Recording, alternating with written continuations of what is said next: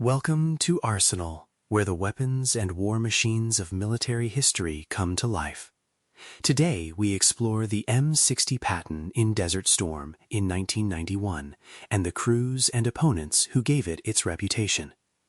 A longer version of this story with fact sheets and photos is available in the print edition on LinkedIn or by email. If you enjoy learning how technology, tactics, and human decisions come together in combat, you can find more articles, podcasts, and resources at trackpads.com. The desert night glows with distant orange flares from burning oil wells as a line of M60 Patton tanks waits along the Saudi and Kuwaiti border. Inside one Marine Corps tank, 4 men work in cramped silence. Headsets hiss with radio calls, and the hull trembles under the idling diesel engine. The gunner leans into his sight, tracking a patch of darkness where Iraqi positions are expected. The commander crouches under his cupola with one hand near the turret controls and the other over a map that already feels out of date. Arsenal is the Friday feature of Dispatch U.S. Military History magazine. The driver sees only a narrow slice of darkness through his periscopes, ready to steer by compass, markers, and trust. The loader waits among 105mm rounds, bracing for the command that will turn routine into violence. Ahead are trenches, mines, bunkers, Iraqi tanks, and anti-tank teams in dug-in positions. For this crew, the wider campaign briefly collapses into a few minutes of movement, dust, and target calls. When the order comes, the column surges forward. Sand whips past the periscopes as the tanks push toward lanes Marine engineers have opened through the obstacles. The driver must hit the breach exactly. The first target call comes over the intercom, and the loader rams around into the breach. The gunner settles the reticle, the commander clears the shot, and the M60's main gun hammers. Through the optics, a distant shape blooms into sparks and smoke. It is one engagement in the tank's last major war in United States service. The M60 story began far from Kuwait, in the anxious late 1950s. United States Army and Marine Corps planners expected the next major tank war to unfold on the plains of Europe. Across the inner German border, the Soviet Union and its allies were fielding tanks with low silhouettes, sloped armor, and guns able to kill American armor at long range. The M48 Patton had been a real improvement over earlier designs, but more range, more punch, and better fuel economy were needed. The problem was not firepower alone. NATO doctrine assumed that outnumbered Western units would have to delay or blunt massed armored attacks. Tanks needed to move between firing positions, fight in poor visibility, and keep operating for days without constant refueling or major repair. At the same time, the United States needed a tank that could be built in large numbers, moved by existing transport, and upgraded as new ammunition, sights, and protection became available. The answer had to be practical as well as powerful. Engineers did not start with a blank sheet. They began with the M48 and kept the basic Western layout: driver in the hull, 3 crewmen in the turret, a powerful gun, and a profile low enough for modern battlefields. What changed was the main armament, the engine, and the ability to accept better fire control technology. American planners wanted the long-range armor penetration of the British 105mm L7 gun, adapted into the M68, and they wanted a diesel engine to replace thirsty gasoline power. The result was evolutionary, not revolutionary. The M60 combined improved armor shaping, a more efficient diesel power plant, and a 105mm main gun, while staying within the weight and size limits of bridges, ships, factories, and transporters. Thousands were built for the Army and Marine Corps and later exported to allies across the Middle East, Mediterranean, and beyond.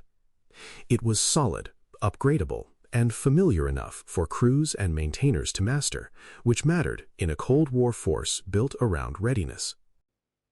From the outside, the M60 looked like a classic Cold War tank. It had a broad, sloped glacis plate, a tall but compact turret, wide tracks, and a distinctive commander's cupola on many versions. To a crewman, it was a mass of steel, oil, dust, grab handles, stowage racks, and field repairs. Inside, it was tight and unforgiving. The driver lay reclined in the front hull, looking through periscopes that turned rain, dust, or night into a narrow tunnel. Behind the driver, ammunition racks and stowage filled precious space. In the turret, the gunner sat on the right, the loader worked on the left, and the commander watched from above and behind the gunner. The gunner's world centered on sights, range-finding equipment, and turret controls.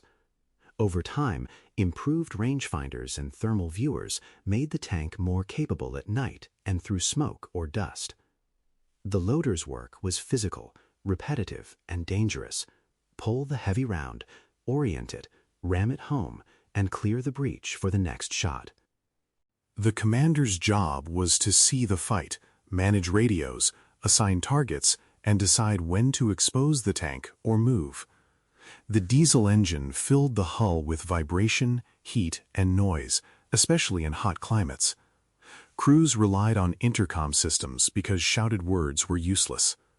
Training ranges taught them how quickly the tank could pivot, stop, fire, and move again. Combat taught them how mud, sand, broken ground, fatigue, and incoming fire could turn practice drills into hard physical work. That known quantity faced its hardest test in February 1991, when the ground offensive of Operation Desert Storm began. Marine tank battalions lined up along the Saudi-Kuwaiti border in M60A1 tanks, many fitted with explosive reactive armor. Iraqi forces had endured months of air attacks, but still counted on trenches, minefields, bunkers, and dug-in armor to stop a coalition assault. The M60s would be among the first American tanks to drive straight into those defenses. As engineers blasted lanes through the obstacles, M60s followed dust plumes and chemical lights through the breach. This was not elegant maneuver. It was pressure, coordination, and momentum. Iraqi T-55s, T-62s, and other Soviet-inspired vehicles waited in revetments and hull-down scrapes. On the flat desert, where silhouettes and thermal signatures stood out, Marine crews often saw their opponents first and fired first.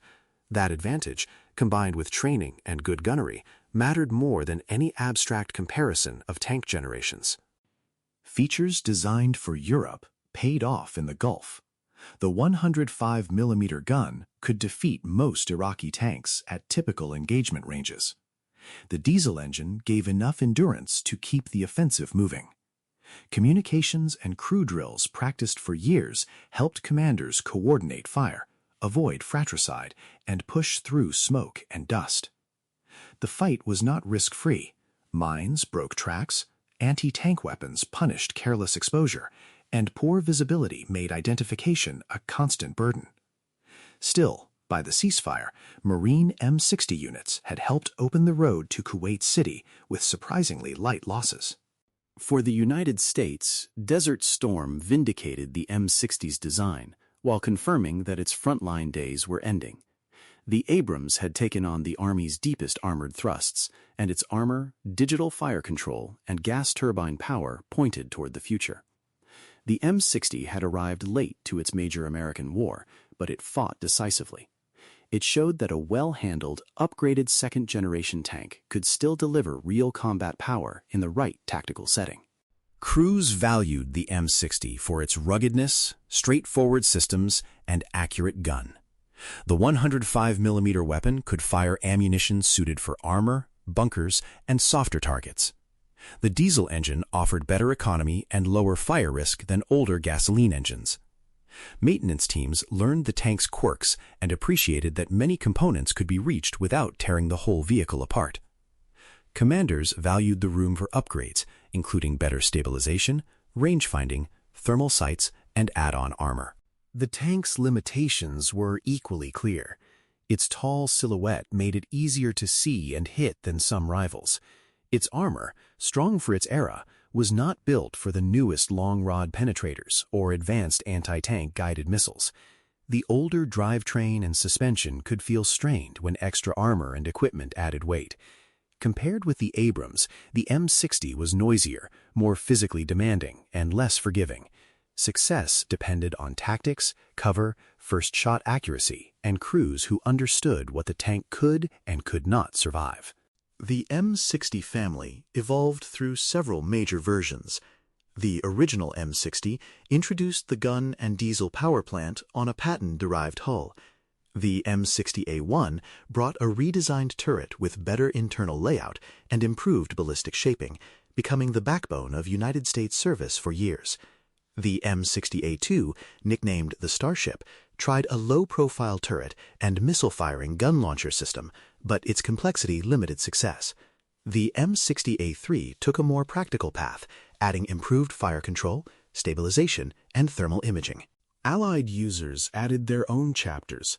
Israel's Magach series, based on Patton and M60 hulls, received major armor, electronics, and survivability upgrades after hard combat experience.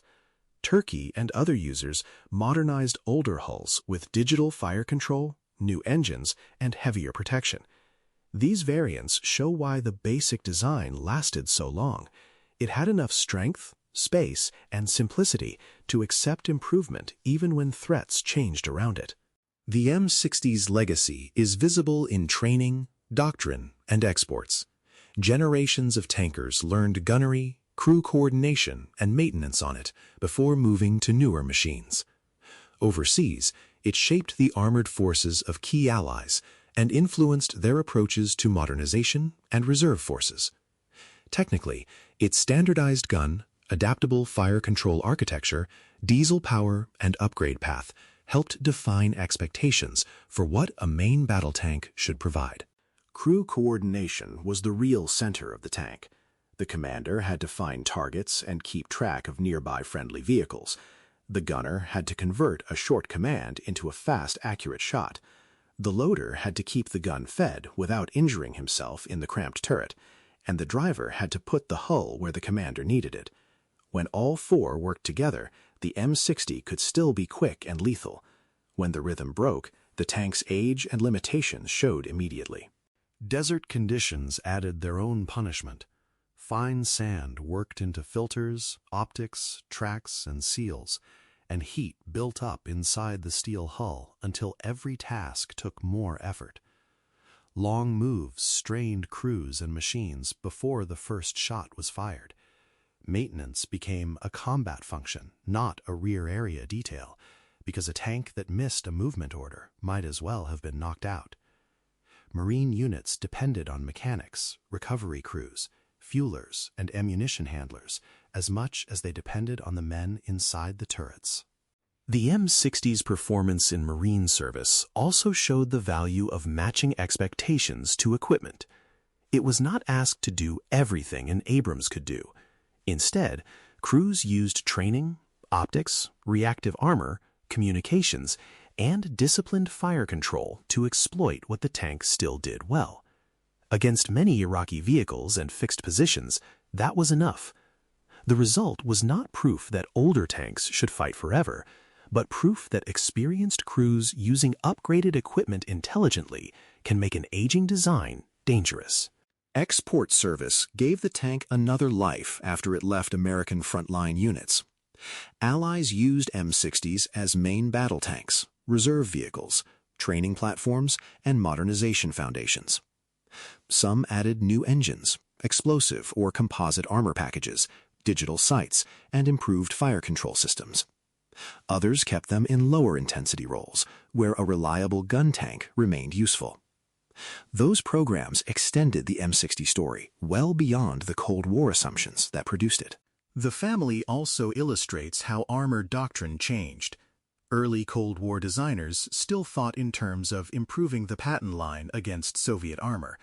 Later users treated the M60 as a platform that could be adapted with sensors, armor, and electronics. By the time the Abrams dominated American armored units, the M60 had become a bridge between eras, older in steel and silhouette, but still capable of absorbing technologies that pointed toward modern tank warfare. The human experience inside the tank remained demanding even when the tactical situation favored the crew. Heat, noise, dust, and cramped positions wore people down long before an engagement began. The loader worked in a narrow space with heavy ammunition. The driver saw the battlefield through small periscopes. The commander had to keep his head in the larger fight while still protecting 4 men inside one hull. The M60 was dependable, but it asked a great deal from its crew. Its Desert Storm service also reminds us that weapons do not fight in isolation. Marine M60s advanced with engineers opening lanes, artillery and aircraft suppressing defenses, logistics units pushing fuel and ammunition forward, and commanders coordinating movement across a confused battlefield. The tank's gun and armor mattered, but so did the combined arms system around it. In that setting, the older Patton still had a meaningful role to play. Today, preserved M60s stand at armor museums, base gates, and memorial parks across the United States and allied countries. Visitors can walk around them, see the armor, and imagine the confined spaces where crews spent long days and dangerous minutes. Parked beside Abrams tanks and earlier Pattons, they form a visible bridge in armored history. Behind every plate of steel and every technical specification were crews and opponents whose lives depended on how well the M60 performed when it mattered most.